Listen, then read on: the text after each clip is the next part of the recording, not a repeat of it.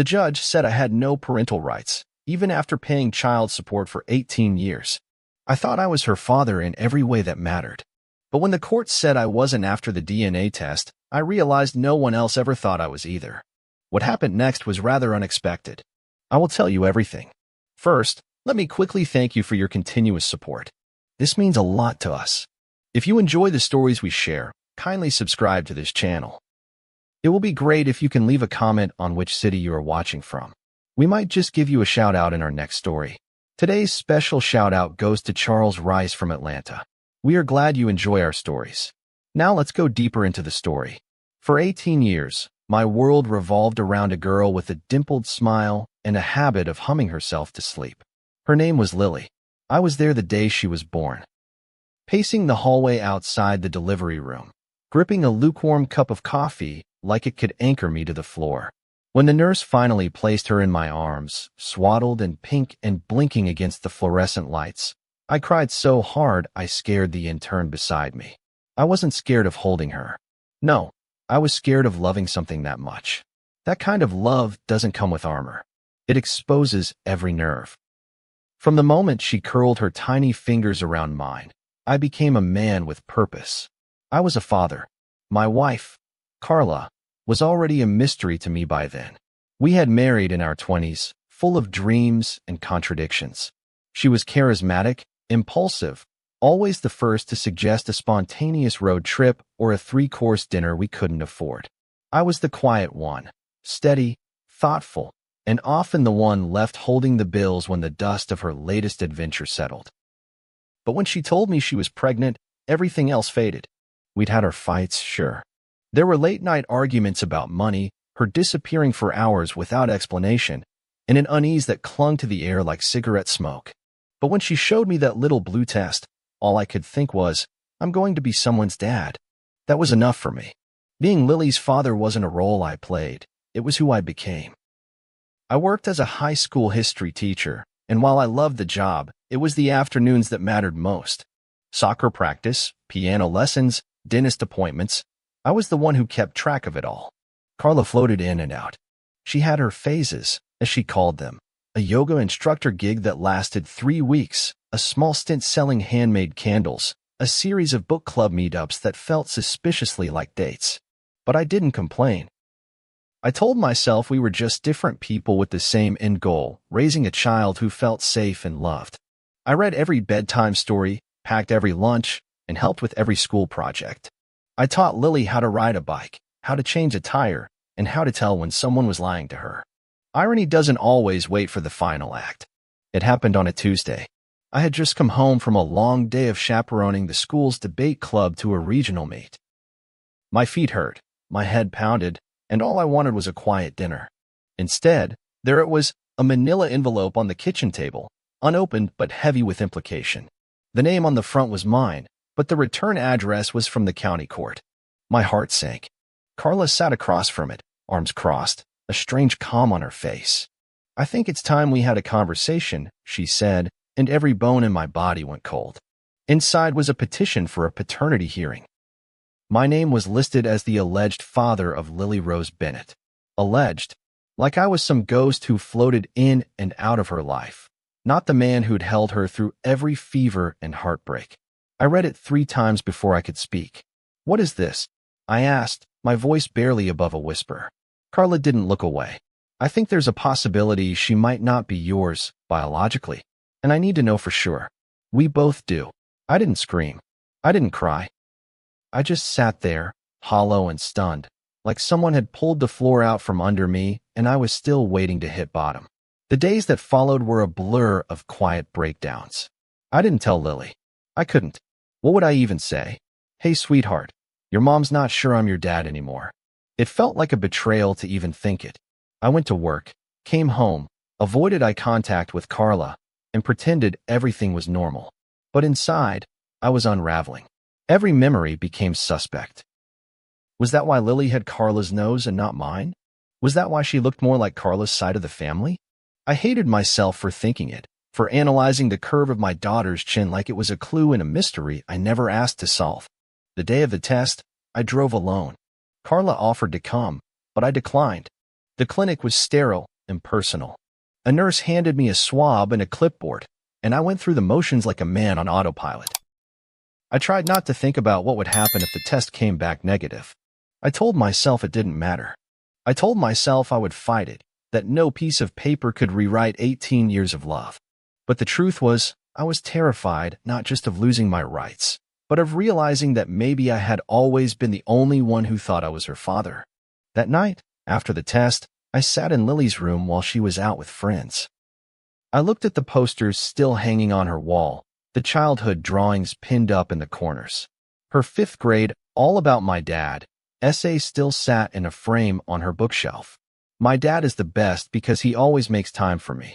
I read it 3 times, trying to find reassurance in the innocent handwriting of a child who had once believed in me without question. And then I cried. For the first time in years, I cried like I had on the day she was born. Not because I loved her, but because I didn't know if I'd be allowed to anymore. The letter arrived a week later, confirming what my stomach had already begun to suspect. DNA test results, 0% probability of paternity. That's how it was phrased, cold, clinical, like an eraser dragged across 18 years of love. I read it standing at the kitchen counter, still wearing my work shirt, sweat clinging to the back of my neck. The words didn't hit me all at once. They unfolded slowly, one slice at a time, like a paper cut you don't notice until the blood appears. I kept reading the number, 0.0%, like repetition would change it. It didn't. Carla watched from the other side of the room, not saying a word. I didn't ask her to. I couldn't trust myself to listen. The next morning, I couldn't face the classroom. I called in sick and sat on the back porch for hours, watching the wind stir the overgrown grass. The silence around me was heavy, but it was better than hearing people say, "I'm so sorry," when they didn't mean it or didn't understand. When I finally told my sister, Nancy, she hesitated longer than she should have before replying. "Well, I mean, you did marry Carla," she said, her voice trailing off into implication. That was the thing. I had spent years defending Carla, brushing off those knowing glances, explaining away her long absences and mysterious phone calls. I thought I was being noble. Turns out, I was just blind. It wasn't just the betrayal, it was the erasure. The court summons came next, formalizing what the DNA test had started. The state was reviewing whether I had any legal claim to Lily. I had paid child support, raised her, educated her, clothed her, loved her, but in the eyes of the law, none of that meant I was her father. Carla's attorney was a polished man with shiny cufflinks and a voice like warm poison. He argued that since I was not the biological father, Carla had the right to determine the nature of my continued involvement, if any. I wasn't even in the room when the petition was filed to terminate my parental rights. It was like being pushed out of my own life without the courtesy of a conversation. I tried to talk to Lily. I drove up to her college one Saturday, unannounced and desperate. I waited in the parking lot outside her dorm, rehearsing my words in the rearview mirror. When she finally appeared, her expression wasn't one of surprise. It was discomfort. "Dad," she said cautiously, her arms crossed over her chest like armor. "Mom told me you might come." I looked at her. This woman-child I had once rocked to sleep, whose first heartbreak I had talked her through, and realized she already knew. "You knew?" I asked, my voice cracking. "For a few months now," she said, not meeting my eyes. I didn't know how to bring it up. That hurt more than the letter. That she'd known and still let me sit beside her at high school graduation, write her tuition checks, send her birthday cards with inside jokes only we shared. She let me be her dad while knowing she no longer saw me that way. "You could have told me," I whispered. She looked away.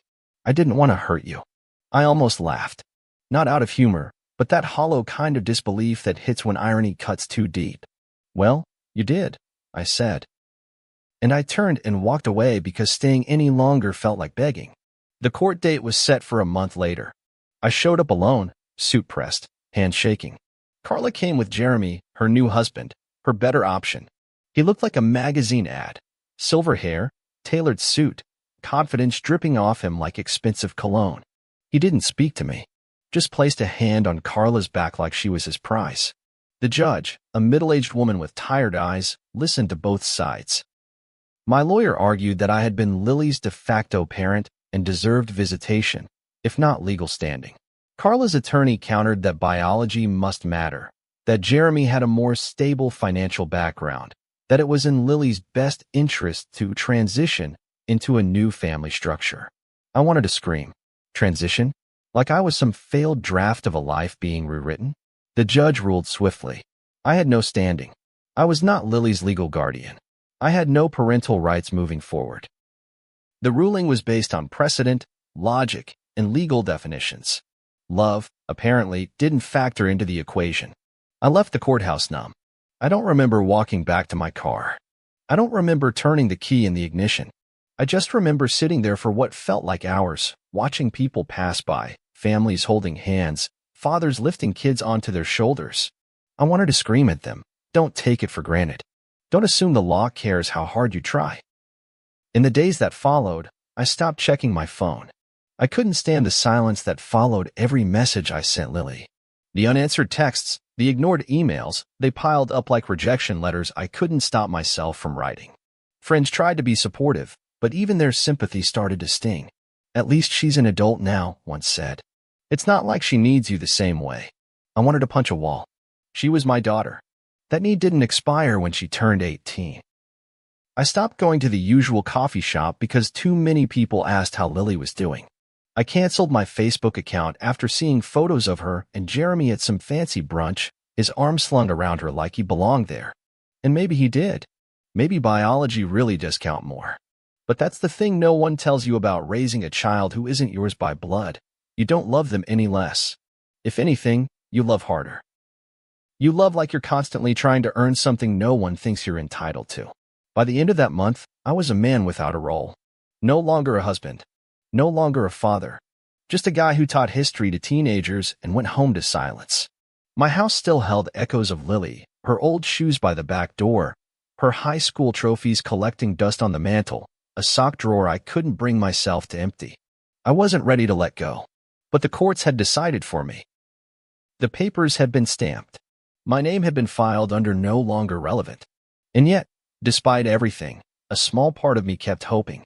Hoping that Lily would remember all the nights I stayed up with her during flu season, the way I helped her memorize her lines for the school play, how I'd braided her hair the night before picture day because Carla couldn't be bothered. Maybe someday she'd remember those things. Maybe love wasn't erased so easily. By the time fall rolled around, the world had moved on without me. School was back in session, the trees outside my classroom turning that burnt orange shade I used to love. I'd always looked forward to this season. The smell of chalk dust, the rhythm of the bell, the low hum of teenage chatter. But this year, every sound felt hollow. I walked the hallways like a man underwater, aware of my movements but disconnected from them.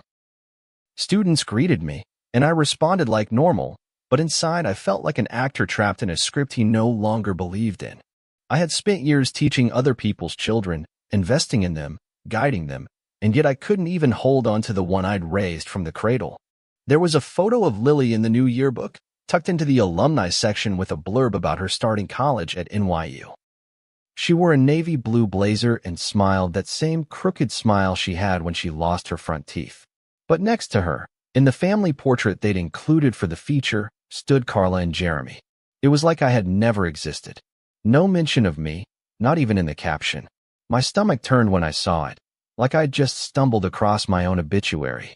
That was the worst part, not the absence, but the replacement. As if someone had walked into my role without auditioning, and everyone else just accepted it. I told myself I'd stop looking. I deleted her college's newsletter subscription from my inbox. I unsubscribed from her social media updates. But some mornings I couldn't help myself. I'd search her name just to see if she was okay.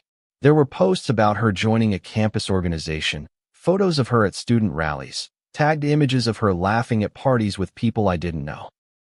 I should have felt proud. Instead, I felt like a voyeur.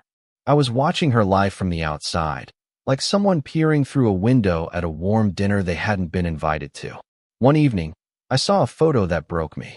It was taken at a fall parents' weekend event. Lily and Jeremy standing on the campus quad, holding matching mugs that said Proud Dad and NYU Parent. His arm was around her shoulders, and she was leaning into him like it was the most natural thing in the world. I stared at that image until my eyes blurred. The mug alone would have been enough. But the way she leaned, that was what killed me. Because that's how she used to lean into me. After nightmares. On roller coasters. During thunderstorms. That unconscious trust, that reflexive closeness, it had been mine. Once. I didn't sleep that night. I sat on the couch with an old photo album, flipping through pages of her childhood. There we were, at the zoo, at her school play, carving pumpkins. In one photo, she was sitting on my shoulders at a 4th of July parade, pointing toward the sky as fireworks lit up behind us. She had been 7 then. I remembered how heavy she felt, but I never asked her to come down. She had clutched my forehead for balance and whispered, "Don't let go, Daddy." And I hadn't. Not until now. I wanted answers. Not from the court, not from Carla. I wanted them from Lily. So I wrote her a letter. 3 pages, longhand. I told her about my memories, about the first time I held her, about the day she learned to ride her bike and scraped her knee, how I carried her home on my back. I asked her if it had all been real. If the bedtime stories and dance recitals and late-night talks had meant anything to her. I didn't ask for forgiveness. I wasn't the one who had lied. But I wanted to know if she remembered who I had been before Jeremy, before biology, before truth had rewritten our history. I mailed the letter and waited. A week passed. Then 2. Nothing. I checked the mailbox like a teenager waiting for a college acceptance, each day more painful than the last. When a reply finally came, it wasn't a letter. It was a text. "I got your note. I need time." That was it. 4 words. No greeting. No love, Lily. Just that. I stared at the screen for a long time, thumb hovering over the keyboard, unsure how to respond. Eventually, I just typed, "Take all the time you need. I'll be here." I don't know if it was the right thing to say, but it was the only honest thing I had left. I started therapy a few weeks later. My sister had gently nudged me toward it after I showed up to Sunday dinner drunk for the first time in years. I hadn't meant to. I just didn't know what else to do with the ache inside me. The therapist was a quiet man with kind eyes and a notepad he rarely wrote on. During our first session, he asked me, what would being a father mean if no one else acknowledged it? I didn't know how to answer. I still don't. But it made me think. Not just about Lily, but about the version of myself I had lost in the fallout. I had defined my identity by fatherhood. Without it, I didn't recognize my own reflection. Weeks turned into months. My world got smaller. I stopped going to family gatherings. I declined invitations from friends. Every place felt like a reminder. The pumpkin patch we used to visit each October. The bookstore where I'd taken her for story time. Even my classroom began to feel like a shrine to the kind of connection I'd lost. I kept teaching, but my heart wasn't in it. I caught myself calling students by her name, zoning out during parent-teacher conferences, gripping the edge of my desk when someone mentioned family. Then, one Friday, I found an envelope in my school mailbox, no return address, just my name. Inside was a photograph. It was Lily, standing beside a campus mural she'd helped paint, brush in hand, smiling. On the back, in her handwriting, were the words, "I remember everything. I'm just trying to figure out what to do with it." I pressed the photo to my chest and sat down in my empty classroom, the final bell echoing through the halls. That was the thing about love. It didn't always vanish. Sometimes it just changed shape. Becoming a ghost in the yearbook photos, a whisper behind your name, a bruise that never fully fades. The letter haunted me. I remember everything. I'm just trying to figure out what to do with it. It played on a loop in my head for weeks, crawling beneath every thought like a persistent splinter. I didn't know if it was hope or a warning. I carried that photo in my briefcase like a talisman, as if the act of holding it could restore some part of me. But eventually, the need for answers became louder than the need to protect myself. I'd spent too long simmering in confusion and heartbreak. I needed to face Carla to demand what had been denied to me for almost 2 decades. Not just the truth, but her acknowledgement of what she'd taken from me. I called her on a Saturday morning. The line rang longer than it should have. When she finally picked up, her voice was flat, guarded. "Daniel," she said, as if I were a persistent salesman, not the father of her child or the man who had believed he was. "We need to talk," I said, my voice already on edge. "In person." There was a pause. Then, a sigh. "Fine. Come by the house. But don't expect much." That stung more than I let on. Don't expect much. Like I was asking for too much simply by wanting a conversation about the wreckage she had left behind. Her house had changed. The rose bushes I'd planted in our early years were gone, replaced by trimmed hedges and modern patio furniture. A new SUV sat in the driveway, polished and smug. Everything looked staged, like a showroom built to impress neighbors. Carla met me at the door in a white sweater, her hair pulled back like she hadn't aged a day. Jeremy was nowhere in sight. She led me inside with a tight-lipped smile and offered me coffee I didn't want. We sat across from each other at the kitchen table, once ours, now hers, surrounded by the ghosts of old arguments and long-forgotten compromises. I want to know why, I said, skipping the pleasantries. Why now? Why after 18 years? Carla didn't flinch. She folded her hands like she was about to give a statement to the press. I always suspected, she said, but I wasn't sure. Not until Lily started asking questions about her medical history. That's when I thought, maybe it's time to know for real. I stared at her, disbelief curdling into rage. You suspected, and you still let me raise her? Let her believe, I was her father. She looked away, her mouth tight. I thought it wouldn't matter. You loved her. She loved you. What difference would it make? What difference? I repeated, my voice breaking. It made every difference, Carla. You let me build my entire life around a lie. You let me pay for it. Not just with money, with time, with sacrifices, with every decision I made. I stood up, shaking now. You don't get to sit there and act like this was a harmless omission. You used me. You let me believe I was enough. Her eyes filled, but she didn't cry. She never did when it counted. You were enough, she said softly, but you were also convenient. That word, convenient, hit me like a slap. I had been a placeholder. A warm body to fill the space until someone like Jeremy came along with a better bank account and a more impressive resume. I sank back into my chair, the fight draining from me. Did you ever plan to tell me? I asked. Or was the plan always to cut me out when she didn't need me anymore? She hesitated. That told me everything. It wasn't planned, she finally said. It just happened this way. Things got complicated. You're not the only one who felt blindsided. I wanted to scream, but I didn't. I just looked at her and saw someone I didn't recognize. I had loved her once, blindly, fiercely, completely. Now I couldn't even find a trace of the woman I'd married. Jeremy gets to walk into her life at 18 and claim a title I spent 18 years earning? I asked. And no one, not you, not the court, not even Lily, thought I deserved to say. Carla leaned forward, her expression suddenly sharp. You were a good dad, Daniel. No one's denying that. But sometimes biology has to matter. Lily deserves the truth. I stood up again, this time for good.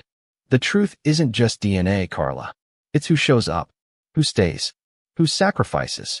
You gave her the facts. I gave her everything else. She didn't respond. Just sat there, stone-faced, while I walked toward the door. At the threshold, I paused. You know what hurts the most? It's not losing Lily. It's realizing no one else ever really saw me as her father. Not even you. She flinched then, just barely. It wasn't enough. Nothing would be. Driving home, I gripped the steering wheel so tight my knuckles turned white. I thought of all the times I had swallowed my doubts for the sake of peace. All the times I'd chosen love over suspicion. I had given Carla the benefit of the doubt more times than she deserved. And Lily? I couldn't even begin to unravel what was hers and what was Carla's doing. But I knew one thing for certain now. I could no longer carry the weight of this lie alone. That night, I began writing again. Not letters to Lily. Not journal entries. Just memories. Stories from her childhood as I remembered them. The first time she fell asleep on my chest. Her obsession with dinosaurs. Her quiet courage when she had to get stitches at age 6. I wrote them all down, not for validation, not even for closure. I wrote them so I wouldn't forget. So that even if the world chose to erase me from her story, I'd still have my version.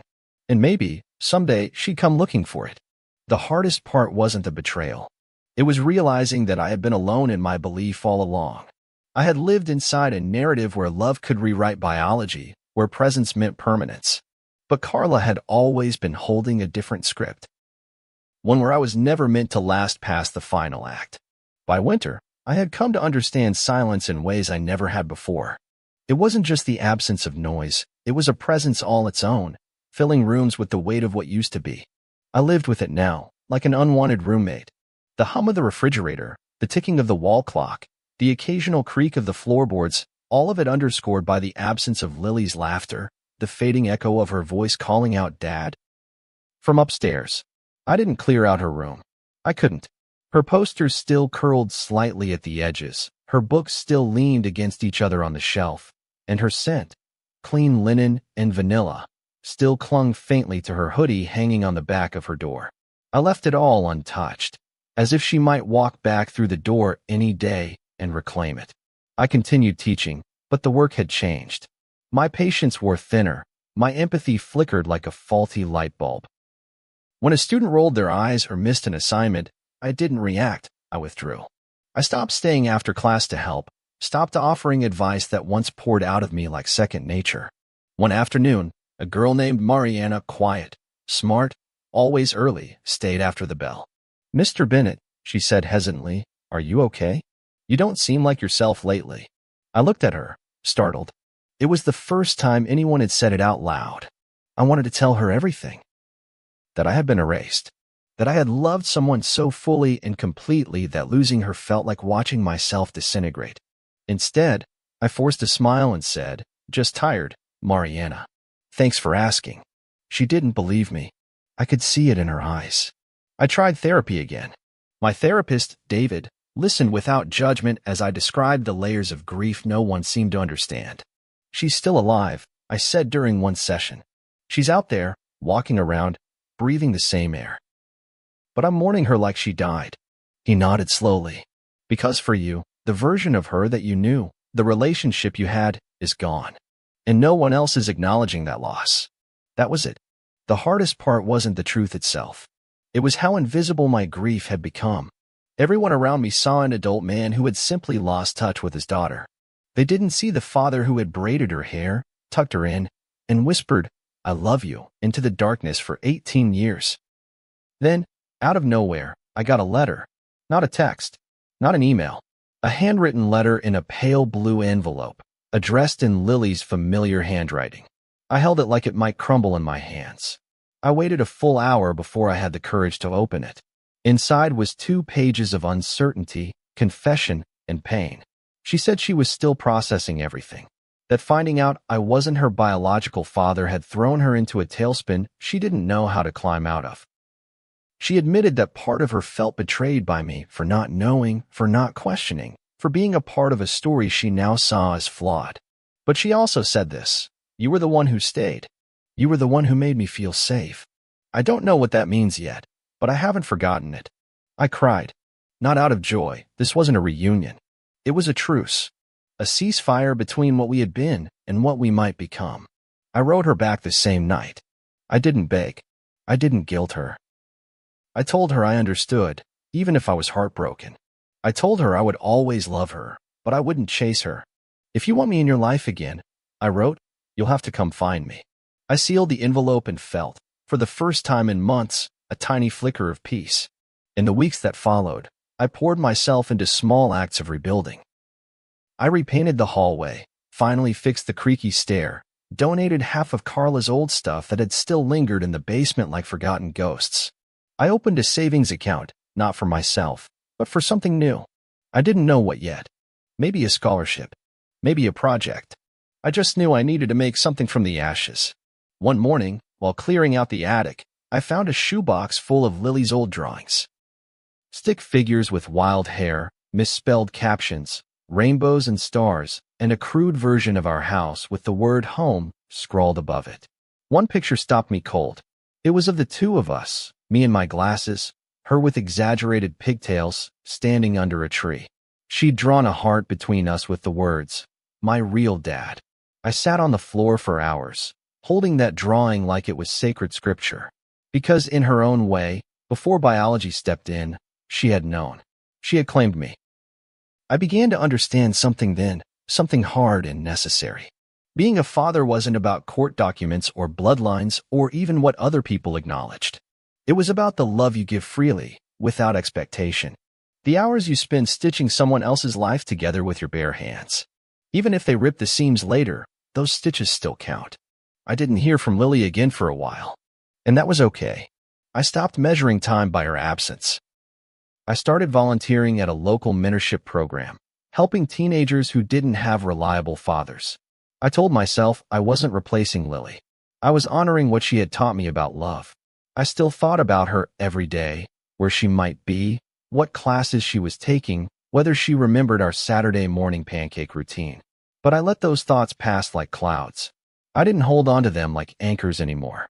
And still, deep down, I kept one hope tucked away, quiet and unspoken. That someday she'd come back, not as a child looking for answers, but as a woman ready to reclaim the bond we'd built on lullabies, scraped knees, and unconditional love. Ready to remember that the man who showed up every day mattered more than the man who showed up 18 years late. The idea came to me while standing in front of my class, midway through a lecture about constitutional amendments. We were discussing the 14th, the concept of equal protection under the law. And a student asked, "But what if the law's not fair?" It stopped me cold. I stared at her, a kid with a chipped black nail and tired eyes, and I couldn't answer. Because she wasn't asking hypothetically. She was asking as someone who knew. And I realized in that moment, I did too. I knew what it felt like to be stripped of something not because you weren't worthy, but because the system didn't know how to measure love that wasn't biological. I stood in silence for a beat, then said quietly, "Then maybe it's our job to change the way fairness is defined." That night, I started the paperwork to create a scholarship at my school. I called it the Father Clause. Not after me, but after what I had learned, that being a father wasn't about paternity. It was about presence. It was for students who'd grown up in fractured families, raised by uncles, stepdads, grandmothers, family friends. Anyone who showed up, who stayed, who loved without obligation.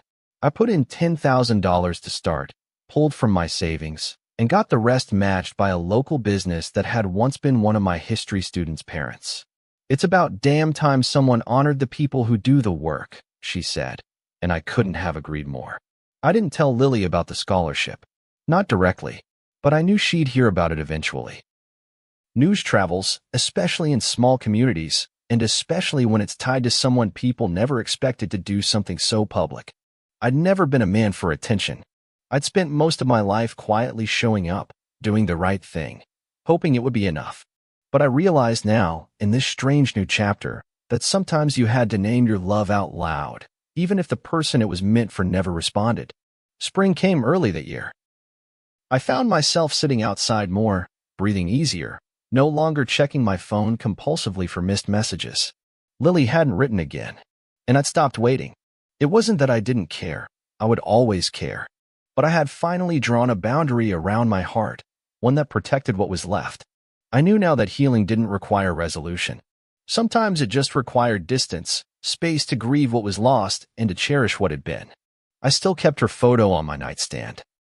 Not out of desperation, but out of respect. For the life we'd shared. For the little girl who had once believed I could fix everything with a hug and a bedtime story. For the man I had been when I held her for the first time and thought, "I will never let anything hurt you." I had failed that promise in the end, not by choice, but by force. Still, I kept the photo there to remind myself that I had been exactly who she needed for a very long time. No court ruling could undo that. One afternoon, I got a call from the school secretary. "There's someone here asking for you," she said, her voice unreadable. I walked to the front office, expecting a parent, maybe a former student. But when I rounded the corner, my breath caught. It was Lily, older, thinner, wearing a gray sweater that looked a little too big for her. She smiled softly, her eyes cautious but open. "Hey," she said, voice cracking just slightly. I nodded. "Hey." We stood there for a moment, strangers trying to remember how to speak.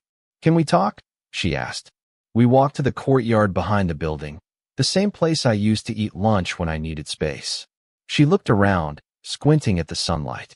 "I almost didn't come," she said. "But then I heard about the scholarship. And I thought, maybe you were still listening, even if I wasn't talking." I laughed quietly, shaking my head. "I've been listening to silence for a long time, Lily." I guess I just wanted to fill it with something good. She sat down beside me, pulling her sleeves over her hands. I was angry, she admitted. At Mom. At you. At myself. I didn't know how to feel. One part of me wanted to forget everything. Another part couldn't let go. I nodded, not interrupting. I let her talk because it was the first time she really had. Jeremy's nice, she continued. But he doesn't know me. Not the way you did. She paused. I thought it would be easier to start over. But it wasn't. It was lonelier. I swallowed hard, my chest tight. I never blamed you for pulling away, I said.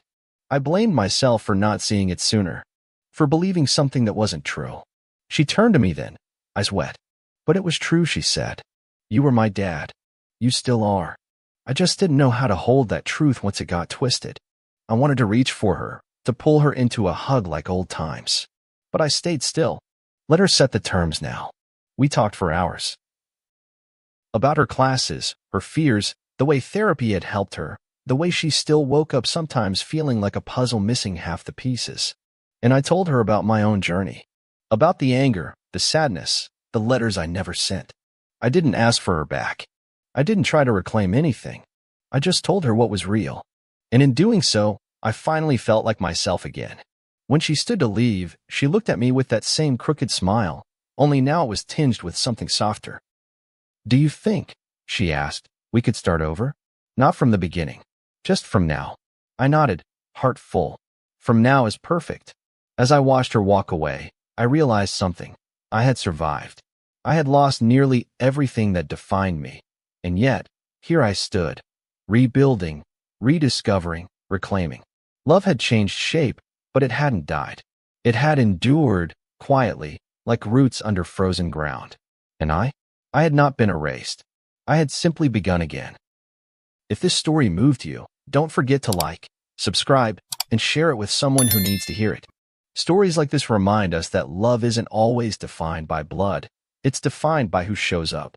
Let's keep these conversations going. See you soon in the next story.